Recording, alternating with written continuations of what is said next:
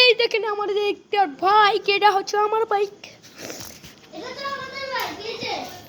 এইসব নকল চাবি, এই চাবি ইউটিউবারে আমার এই ডিস্টার্ব করতেছে, বারবার আমি মালাইতে চাইতেছি কিন্তু আমার মালানি দিতেছে না। এই দেখেন এটা নকল চাবি, এটা আমার চাবি।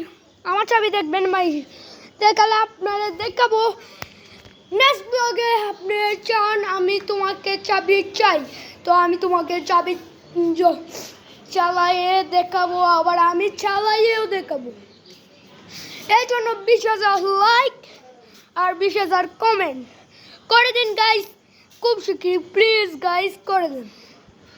একটা আমার কেউ সাপোর্ট করে না, তোরা প্লিজ করে দিন।